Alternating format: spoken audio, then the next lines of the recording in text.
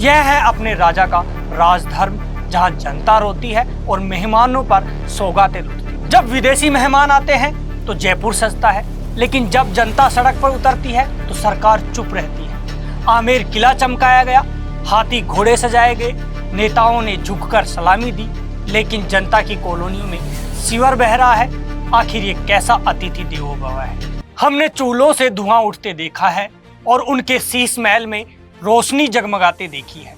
हमने बारिश में बहते स्कूल देखे हैं और उनके स्वागत में फूलों की सजावट देखी है। यह है अपने राजा का राजधर्म, जहां जनता रोती है और मेहमानों पर सौगातें लुटती। जब विदेशी मेहमान आते हैं तो जयपुर सजता है, लेकिन जब जनता सड़क पर उतरती है तो सरकार चुप रहती है। यह है हमारी हकीकत और दिखावे की हुकूमत। आमेर किला चमकाया गया, हाथी घोड़े सजाए गए, नेताओं ने झुककर सलामी दी, लेकिन जनता की कॉलोनियों में सीवर बह रहा है। आखिर ये कैसा अतिथि देवो भव है? विदेशी मेहमानों को दिखाने के लिए शीश महल चमकाया गया, लेकिन जनता के हालात अब भी धुंधले हैं। सरकार को दिखावा प्यारा है या जनता की तकलीफ? जयपुर के आम आदमी को 2 वक्त की रोटी नसीब होना भी मुश्किल है, लेकिन विदेशी मेहमानों के लिए फूलों से स्वागत, हाथियों से सलामी और मुख्यमंत्री का फ्री टाइम। क्या यही है जनता के सेवक का असली काम? ये सवाल आम जनता के मन में फिलहाल चल रहे हैं। क्या इन सवालों के जवाब हैं किसी के पास? नमस्कार, आप देख रहे हैं जनता दरबार न्यूज और मैं हूं BL मान। जयपुर में विदेशी मेहमानों का भव्य स्वागत हो रहा है। अमेरिका के उपराष्ट्रपति JD वेंस अपने परिवार के साथ आमेर किला देखने पहुंचे हैं, जहां 2 हाथियों, लोक कलाकारों और सरकारी नेताओं ने उनका भव्य स्वागत किया। सूबे के मुख्यमंत्री भजनलाल शर्मा और उप मुख्यमंत्री दिया कुमारी भी खुद आमेर किले में मौजूद थे। लेकिन क्या यही गर्मजोशी और तैयारी आम जनता के लिए भी होती है? सड़कें चमचमाती हैं, फूलों की सजावट होती है। आमेर फोर्ट से लेकर रामबाग पैलेस तक सारा इलाका सजाया गया है, मानो जयपुर कोई फिल्म की लोकेशन बन गया है। लेकिन जरा एक नज़र जयपुर की आम सड़कों पर डालिए। जगह जगह गड्ढे, टूटी नालियां और जल जमाव की हालात। विदेशी मेहमानों के लिए एकदम VVIP व्यवस्था और आम जनता के लिए रोजाना की परेशानी। कितने बजे का टाइम था आपका? 11 बजे का टाइम था मेरा। वहाँ पे रोक लिया मेरे को, मोटरसाइकिल खड़ी करके आया हूँ, फिर भी ये ऐसे ही हो रहा है मेरे साथ। चारों तरफ के रास्ते तो बंद कर रखे।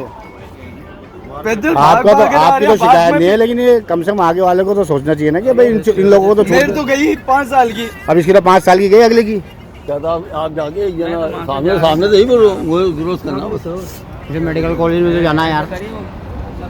तो ये भी समझ सकते हैं। एक जगह साथ पे चले जाओ, एक जगह जाके बस खाली मेडिकल ये रोड दीवार के सारे भेजते यार, क्यों बेचारे 5 साल की बर्बादी कर रहे हो। सही है, ये भी सही अपनी जगह पर, ये भी सही है, दोनों सही है अपनी जगह पर। ये भी गलत। अरे आप कितना ही बोल लो साहब, इनको तो हुक्म मिल गया आगे से। ये क्या करेंगे अब? इसके 5 साल की मेहनत तो ऐसे हो गई ना अगले की, तो क्या करेंगे आप? और अभी ये खा के कुछ मर जाएगा, क्या करेंगे? और वो सामने भी आता है एक को दीवार के सारे। क्या सरकार सिर्फ विदेशी मेहमानों की खुशामद में लगी है?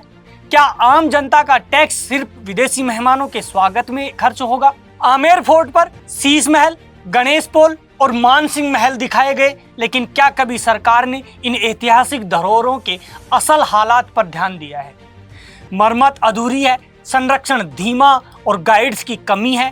क्या ये किसी भी टूरिस्ट डेस्टिनेशन के लायक है? रामबाग पैलेस में ठहरे वेंस ने गार्डन में नंगे पांव वॉक की, परिवार के साथ आमेर फोर्ट घूमे, हवा महल के सामने से काफिला निकला। लेकिन क्या उन्होंने आम जनता की जिंदगी देखी? क्या उन्होंने कभी उन स्कूलों, अस्पतालों या कॉलोनियों की हालत देखी जहां लोग बिना सुविधाओं के जी रहे हैं?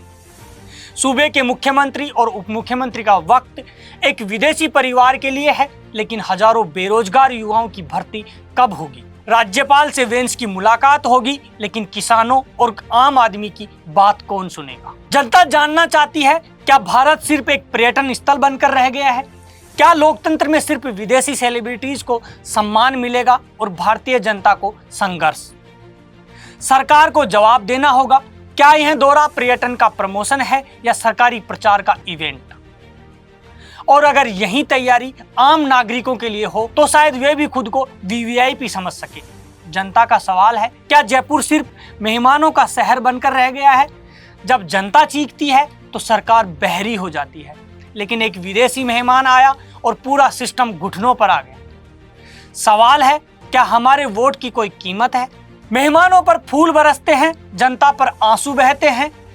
जनता पूछती है, जवाब नहीं आते, पर जब विदेशी आता है तो पूरी सरकार घुटनों पे नजर आती है।